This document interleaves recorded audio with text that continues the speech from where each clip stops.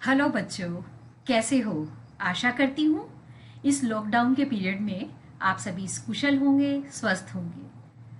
आज हिंदी कक्षा में मैं अनुराधा जैन आपका स्वागत करती हूँ।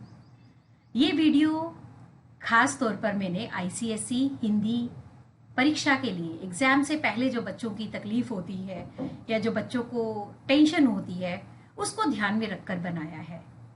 ये है आपके पास 10 टिप्स हिंदी परीक्षा में अच्छे अंक लाने के लिए 95 एंड प्लस। चलिए देखते हैं क्या है वे 10 टिप्स।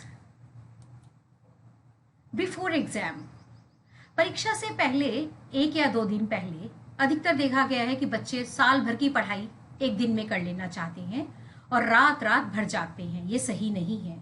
आपकी नींद पूरी होनी चाहिए। ऐसा मैंने बहुत बार देखा है कि बच्चे पढ़कर आए हैं पर परीक्षा के समय नींद से उनकी आंखें भरी हुई हैं, जो ठीक नहीं है। आपको हेल्दी फूड खाना है, जंक फूड बिल्कुल नहीं खाना, घर का खाना ही खाइए और बड़ा कम खाइए।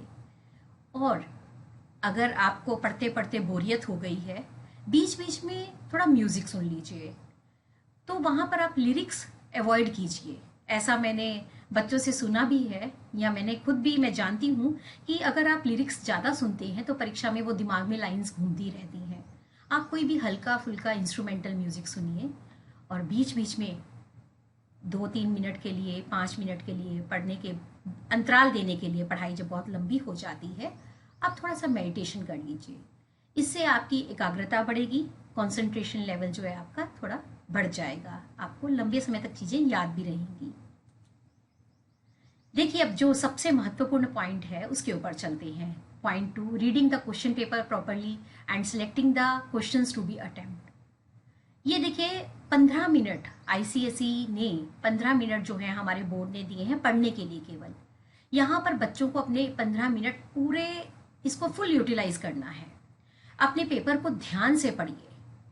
क्वेश्चन नंबर 1 से लेकर 16 तक आपको अच्छे से पढ़ते जाना है। अगर कोई प्रश्न आपको नहीं समझ में आया, उसको दोबारा तिबारा पढ़ लीजिए। हर चीज क्लियर आपकी हो जानी चाहिए। और आप जब पढ़ रहे हैं तो उसके बीच में आप ये भी सोच लें कि आपको कौन सा प्रश्न अटेम्प्ट करना है और कौन सा नहीं करना है। निबंध में 5 ऑप्शन आपके पास रहेंगी, 5 से 6 ऑप्शन हो जाती हैं। तो वहां पर आपको उसी वक्त ही डिसाइड कर लेना है कि मेरे लिए कौन सा सही है। मैं विचारात्मक निबंध करूं या कोई कल्पना से जुड़ा हुआ करूं या कोई कहानी लिखूं। आपको प्रश्न पढ़ते हुए ऐसे ही लिटरेचर में आपके पास 2 किताबें हैं, तो आपको पता है कौन सी 2 किताबें हैं। तो आपके पास जब 6 प्रश्न आ रहे हैं, प्रश्नों को इतने ध्यान से पढ़िए कि आप वहीं पे सिलेक्शन कर सकें कि आपको कौन सा प्रश्न अटेम्प्ट करना है। किस प्रश्न के सभी उत्तर आपको आते हैं। सभी प्रश्न जो है पूरे अच्छे से समझ लीजिए। कहानी आपकी सारी पढ़ी हुई हो सकती हैं, पर अंदर के हिस्से जो है पूछे गए हैं जो आपसे, उन पर आपको ध्यान देना बहुत जरूरी है। इसी तरह अवतरण जो है, अवतरण की जो स्टोरी होती है अधिकतर, आप उसको ध्यान से पढ़िए।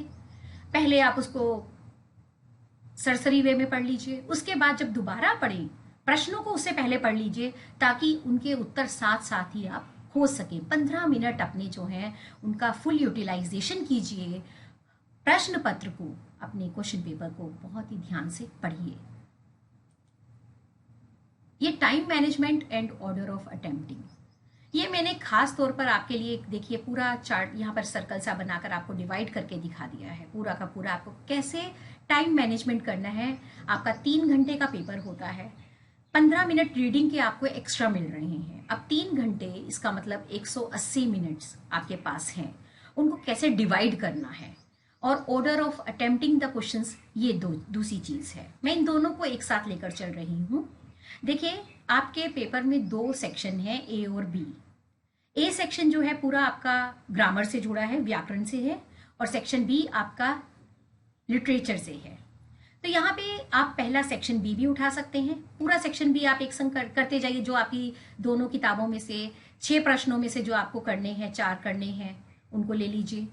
तो वहां पर देखिए मैंने आपको 80 मिनट दिए हैं। इसका मतलब हर प्रश्न के 4 उत्तर जो आगे सब पार्ट हैं उनको डिवाइड करने में हर प्रश्न में आपको 20 मिनट लगाने हैं। मैं लिटरेचर इसलिए कह रही हूँ, अगर सेक्शन बी आप उठाते हैं, अधिकतर बच्चों को सेक्शन बी के संग बड़े कंफर्टेबल होते हैं, क्योंकि वो पढ़कर आए हुए होते हैं, रट कर आए हुए होते हैं, उनको आंसर सारे दिमाग में होते हैं, और जब वो आंसर लिखते जाते हैं एक के बाद एक, तो उनका कॉन्फिडेंस थोड़ा हाई हो जाता है, और जो अंदर की झिझक होती है खत्म हो जाती है, डर निकल जाता है। तो यहाँ पर सेक्शन बी अगर आप पहले उठा लेते हैं, हर प्रश्न में 20-20 मिनट लगाते जाइए और हल करते जाइए। यहाँ पर देखिए, अगर आपका समय बच जाता है, आप बहुत अच्छे से पढ़कर आए हैं, तो उस समय को, बचे हुए समय को आप बाकी चीज़ों पर यूटिलाइज कर सकते हैं। पर अगर आप सेक्शन ए पहले उठाते हैं, जिसमें ऐसे है, आपका लेटर है, व्याकरण है और कॉम्प्रिहेंशन, ये 4 चीज़ें आ रही हैं। यहाँ पर देखिए, अगर आप इनको, इस सेक्शन ए को पहले उठाते हैं, तो पहले आपको ऐसे सबसे पहले होता है। अब आपको ऐसे सबसे पहले लिखना नहीं है, आप उसके लिए उतनी स्पेस छोड़ दीजिए। आपको पता है 2.5 या 3 पेज में आप ऐसे लिखना है आपको, तो आप उतने पन्ने छोड़ दीजिए अपनी उत्तर पुस्तिका के। तो आप व्याकरण का पोर्शन, कॉम्प्रिहेंशन पहले अटेम्प्ट कर दीजिए। लेटर, ऐसे के बाद लेटर होती है, लेटर कीजिए, वो आप कर लेंगे। और लेटर शुरू करते हुए ध्यान दीजिएगा, हमेशा नए पन्ने से शुरू कीजिएगा, कभी भी मिडल से लेटर शुरू नहीं करना चाहिए, नए पन्ने से शुरू कीजिए। फिर कॉम्प्रिहेंशन होता है, कॉम्प्रिहेंशन के प्रश्न उत्तर होते हैं, 20 मिनट आपको स्पेंड करने हैं उसके ऊपर। आप प्रश्नों के उत्तर देते जाइए, उनको कीजिए, उसको अलग पन्ने पे कीजिए। और फिर जो व्याकरण का हिस्सा है उसको और अलग नए पन्ने पर कीजिए। पर आपने ऐसे वाली जगह छोड़ी हुई है, तो अंत में आप ऐसे कीजिए, अपना निबंध लिखिए। उसका कारण क्या है कि निबंध में जो होते हैं, आपके विचार होते हैं, आपके भाव होते हैं, जो समय लेते हैं, आप लेखन पर भी ध्यान देते हैं। कभी कभी आप कुछ पंक्तियां याद करके लिखना चाहते हैं, कुछ कविता की पंक्तियां जो आपने याद की हुई हैं उनको लिखना चाहते हैं, तो अपना पूरा टाइम आप लगा सकते हैं।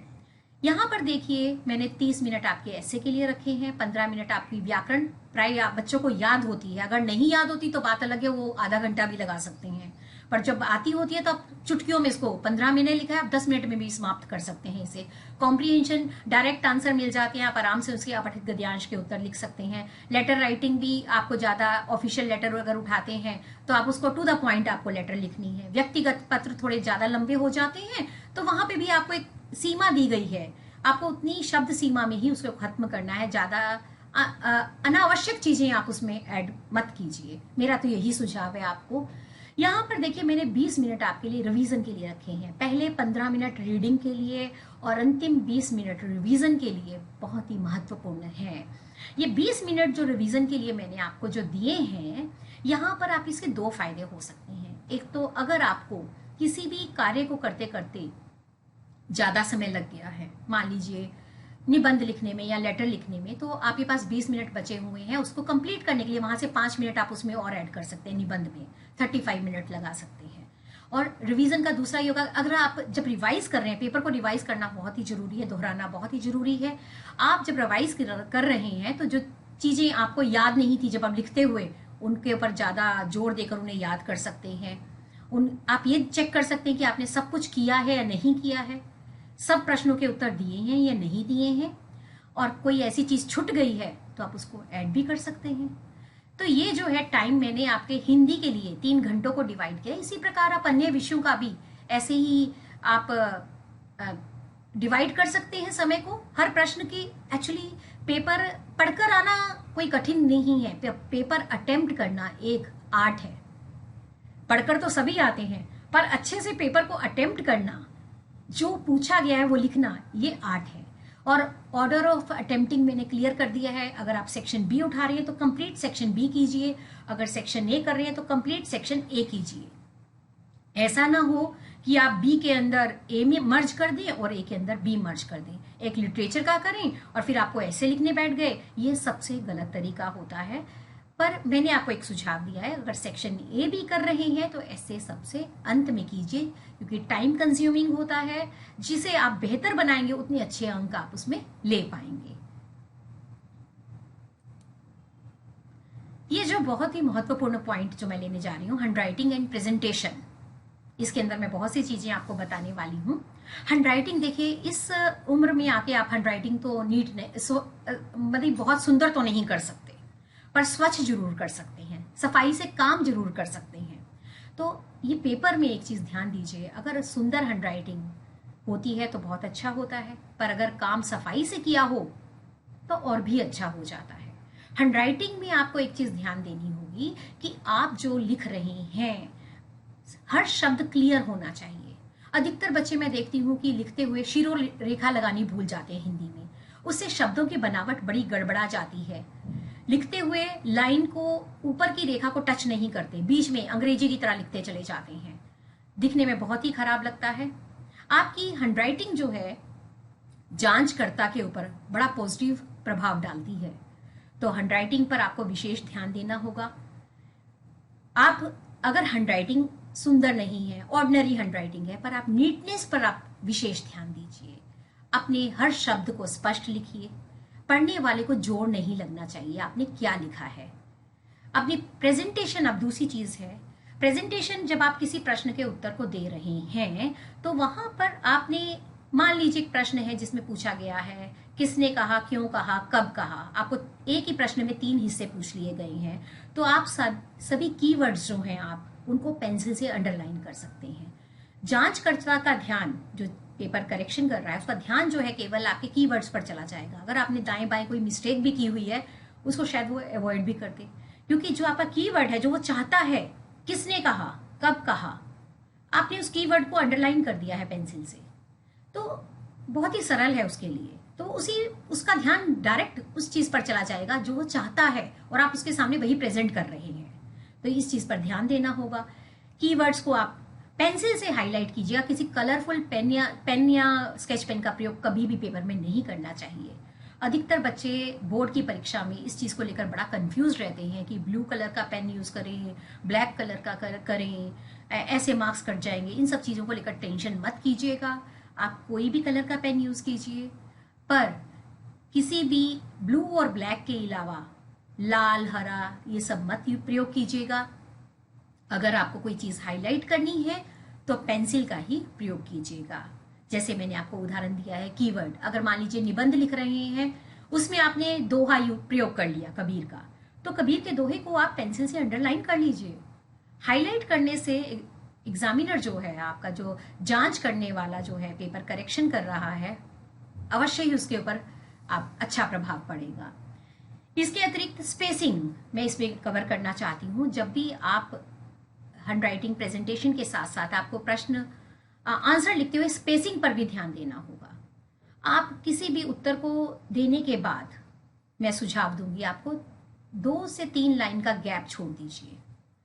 फॉर एग्जाम्पल मैं आपके लिए लेती हूँ, आपने एक रेफरेंस लिटरेचर का लिया, एक रेफरेंस लिया, उसके 4 भागों में प्रश्न है और 4 भागों में प्रश्न में, एक प्रश्न में 2 भाग और हैं।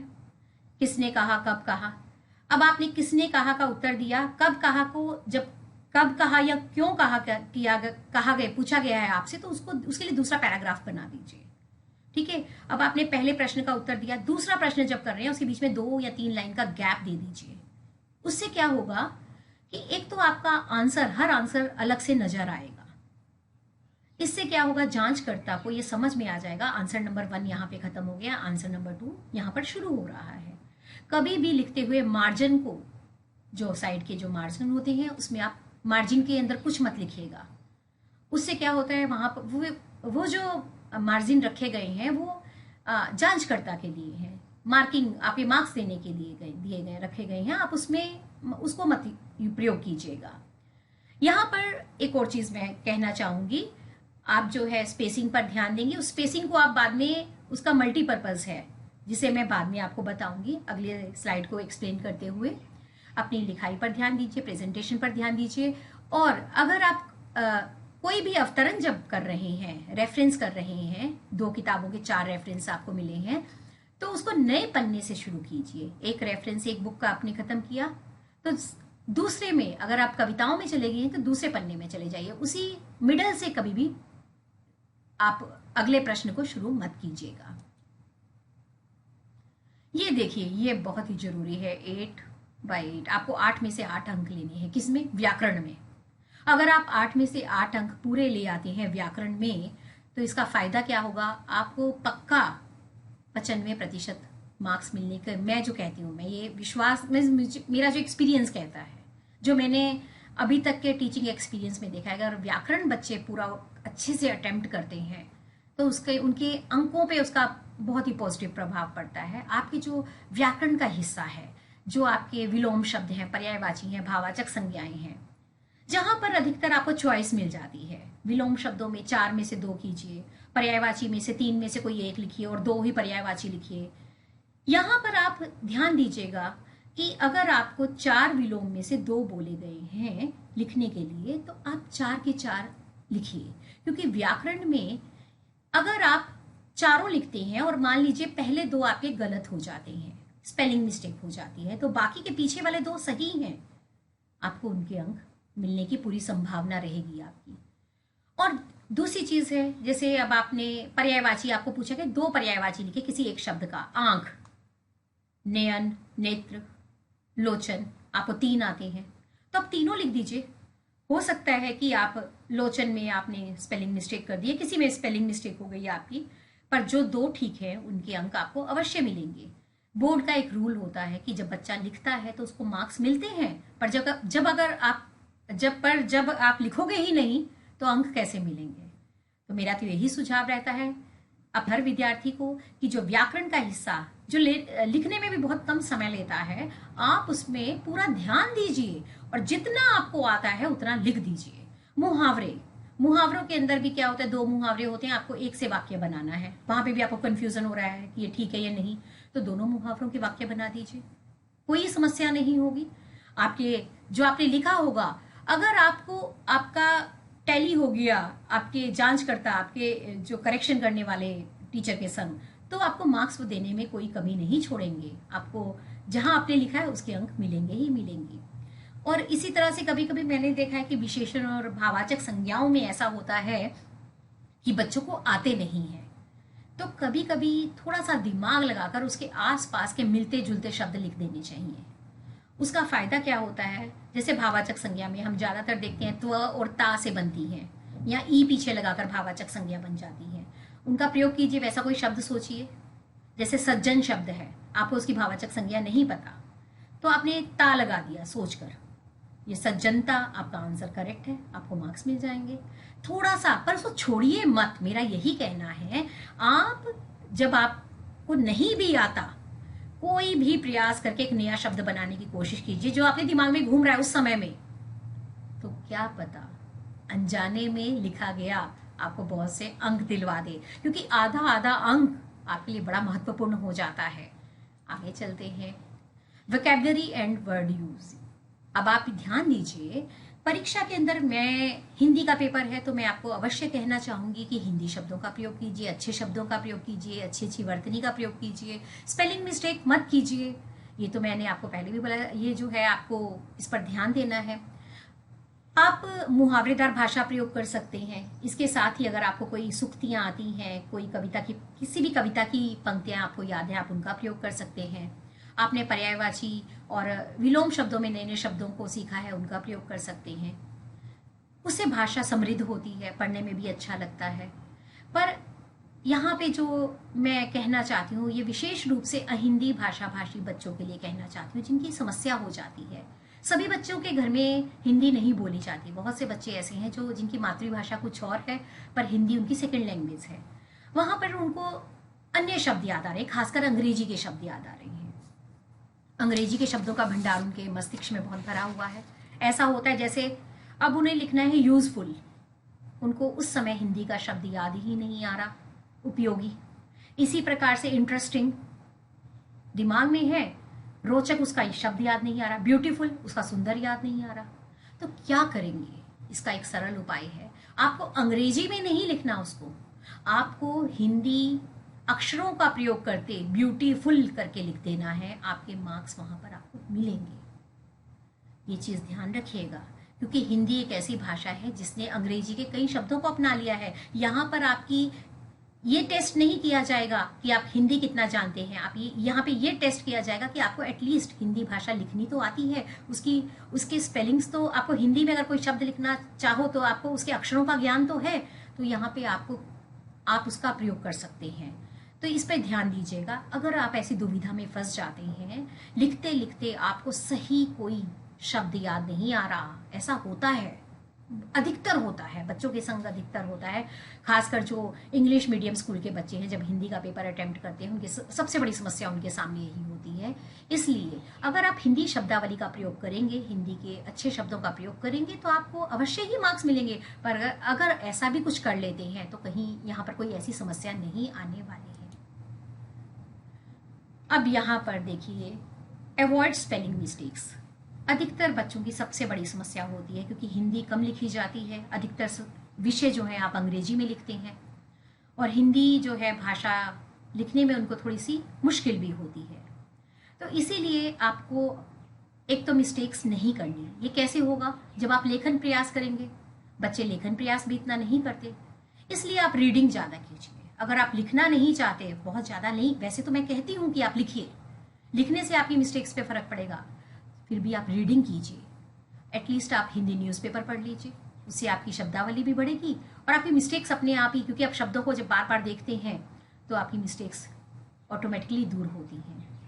पर एग्ज़ाम में अगर आपको कन्फ्यूज़न हो गया है, आप दुविधा में हैं कि इस शब्द का सही स्पेलिंग क्या है, खासकर ऊ की मात्रा को लेकर प्रॉब्लम हो जाती है, ई की मात्रा को लेकर प्रॉब्लम हो जाती है, तो आप वहाँ पे पेपर में काटा पीटी मत कीजिए। मैं एक उपाय बताती हूँ आपको। आपकी जो उत्तर पुस्तिका है उसमें कई पन्ने होते हैं, जो लास्ट वाला जो पन्ना होता है उसके ऊपर आप पेंसिल से लिखकर रफ वर्क करके देख सकते हैं कि आपका कौन सा स्पेलिंग। ज़्यादातर बच्चे क्या करते हैं कि लिखते लिखते वहीं पर ट्राई मारते रहते हैं और काटते हैं, फिर लिखते हैं, फिर काटते हैं, पेपर पूरा गंदा हो जाता है। आप अंतिम पन्ने का प्रयोग इस तरह से कर सकते हैं और लास्ट में जो आपने पेंसिल से लिखा हुआ है उसको मिटा दीजिएगा, ठीक है, ताकि किसी तरह का कोई कंफ्यूजन पैदा ना हो।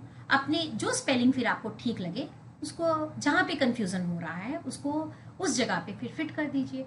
और दूसरा जो है इनकम्प्लीट सेंटेंसेस, ये बच्चे बहुत ज़्यादा करते हैं। अधिकतर क्या होता है कि आप लिखना पहले शुरू कर देते हैं और वाक्य को फ्रेम बाद में करते हैं। जा रहा हूँ मैं घर, खा लिया होगा खाना। अधिकतर ये मैं देखती हूँ 75% बच्चे ऐसे होते हैं जो ऐसे ही सेंटेंसेस बनाते हैं। तो ये सबसे बड़ी समस्या है। इसके लिए आपको क्या करना होगा, पहले सेंटेंस को अपने दिमाग में फ्रेम कीजिए, उसके बाद लिखना शुरू कीजिए। लिखते लिखते अगर आप फ्रेमिंग करेंगे तो आपके सेंटेंसेस जो हैं इनकम्प्लीट रह जाएंगे, उल्टे पुल्टे हो जाएंगे, वाक्य का अर्थ का अनर्थ हो जाएगा। आप कुछ और कहना चाहते हैं, टीचर तक कुछ और मैसेज पहुंचेगा। ये इस समस्या से आपको बाहर निकलना होगा। इस टेक्निक को, इसके लिए भी मैं आपको एक सुझाव दूंगी। सबसे अच्छा उपाय है कि अभी लॉकडाउन का पीरियड चल रहा है, आप राइटिंग प्रैक्टिस करते रहिए।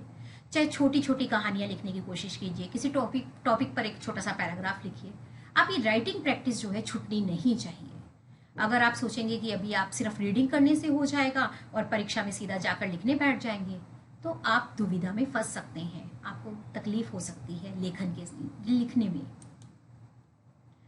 यहाँ पर देखिए, understanding the questions and answering all parts, यहाँ पर सबसे बड़ी समस्या होती है। बच्चे अधिकतर देखते हैं ये कहानी तो मैंने पढ़ी है, ये कविता मेरी पढ़ी हुई है, मुझे सब आता है। उनको कहानी और कविता बहुत ही अच्छे से आती है, उसका एक एक लाइन का मतलब उन्हें पता है। पर प्रॉब्लम कहाँ पर आती है, वो प्रश्न नहीं ठीक से पढ़ते। ओवर एक्साइटमेंट में प्रश्नों को पढ़ते ही नहीं, अपने ही दिमाग में आंसर, अपने प्रश्न बना के बैठे हुए हैं और उन्हें उसी हिसाब से उत्तर लिखना शुरू कर देते हैं। यहाँ पर आपको देखना होगा, जो भी रेफरेंस आपको दी गई है उसके प्रश्नों को, एक एक हिस्से को आप पढ़िए। अधिकतर देखा जाता है प्रश्न के 2 या 3 हिस्से भी होते हैं। किसने कहा, कब कहा, क्यों कहा। अब एक ही प्रश्न में 3 हिस्से हैं, आपने किसने कहा, क्यों कहा का उत्तर दे दिया, या किसने कहा, कब कहा और क्यों का उत्तर आप देना भूल गए, तो आपके जब मार्क्स होंगे तो वो डिवाइड किए गए होंगे कि अगर किसने कहा आधा, कब कहा आधा, क्यों कहा 1 मार्क का, 1 अंक उसका है। तो यहाँ पर केवल कविता को देखकर, कहानी को देखकर ओवर एक्साइटमेंट में ऐसा मत कीजिए कि प्रश्नों को आप ओवरलुक कर दे और आंसर इनकम्प्लीट दे। ये भी मैंने बहुत बार देखा है। अच्छे स्टूडेंट्स, खासकर जो काफ़ी अच्छे पढ़ाई में बहुत ही अच्छे छात्र रहे हैं या छात्राएं रही हैं, वो एग्जामिनेशन हॉल से बाहर आकर इस चीज़ पर रिग्रेट करते हैं कि हमें तो सब कुछ आता था, पता नहीं, पर एक प्रश्न का उत्तर जो उनकी आंखों से ओझल हो गया, उन्होंने देखा ही नहीं, उनके दिमाग में था, लिखना भूल गए और इतनी देर में टाइम ओवर हो गया। तो यहाँ पर इन सब चीज़ों से आपको बचना है, प्रश्नों को ठीक से पढ़ना है, उसके एक एक हिस्से का आपको उत्तर देना है। ये जो है बहुत ही महत्वपूर्ण बात है जिस पर मैं प्रकाश डालना चाहती हूँ। अवॉइड करना चाहिए किसी भी पॉलिटिकल और रिलीजियस व्यू के बारे में। अधिकतर निबंध लिखते हुए जहाँ पर हमारे अपने विचारों की बात आ जाती है, हमारे अपने व्यूज़ देने होते हैं, या कभी कभी किसी रेफरेंस में आपसे पूछ लिया जाता है आप अपना मत लिखिए, या किसी अपठित गद्यांश के हिस्से में ऐसा पूछ लिया जाता है इस कहानी से आपने क्या सीखा, अपने विचार लिखिए। तो यहाँ पर बच्चे बड़े भावुक होकर जो हम खबरें सुनते हैं, जो न्यूज़ देखते हैं, उनसे रिलेट करना शुरू कर देते हैं। किसी भी जीवित राजनेता का नाम लेकर या किसी रिलीज धर्म को नाम लेकर अपनी बात लिखना शुरू कर देते हैं। इन सब चीज़ों को आपको एकदम अवॉइड करना है। आप किसी भी राजनेता का, खासकर जो अभी जीवित है, सत्ता में है, खबरों में है, उसे अवॉइड कीजिएगा।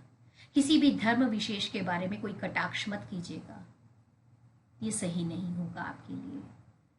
आपको बड़ा दिल करते हुए, बड़ी सोच करते हुए, उसी सोच के आधार पर ही आपको अपना निबंध या अपने विचारों को प्रकट करना है। और अंतिम जो है ये मैं आपके सामने रख रही हूँ, प्रैक्टिस एंड प्रैक्टिस, अभ्यास, अभ्यास और अभ्यास। इसी के द्वारा ही, चाहे कितने भी टिप्स ले लीजिए, पर जब तक आप राइटिंग प्रैक्टिस नहीं करेंगे, रीडिंग नहीं करेंगे, अपना समय नहीं लगाएंगे, तब तक सफलता नहीं मिल सकेगी।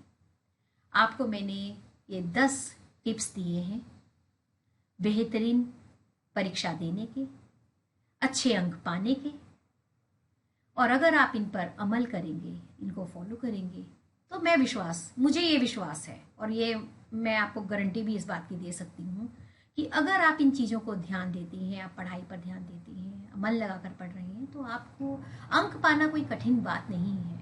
पेपर अटेम्प्ट करना एक कला है, मैंने पहले भी कहा है।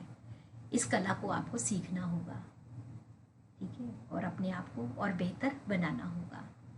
अगर आपको मेरा ये वीडियो अच्छा लगा है तो कृपया आप उसे लाइक कीजिए, शेयर कीजिए और सब्सक्राइब कीजिए। धन्यवाद। फिर मिलते हैं अगले वीडियो में। अगले वीडियो में मैं आपके संग कुछ शेयर करूंगी पेपर्स, आपको व्याकरण के निबंध कैसे लिखने हैं, आपको लेटर राइटिंग कैसे होनी चाहिए, लिटरेचर करते हुए किन चीज़ों पर ध्यान देना चाहिए, मैं उसके बारे में बातचीत करूंगी। कोशिश करने वालों की हार नहीं होती। इसी के साथ धन्यवाद। फिर मिलते हैं।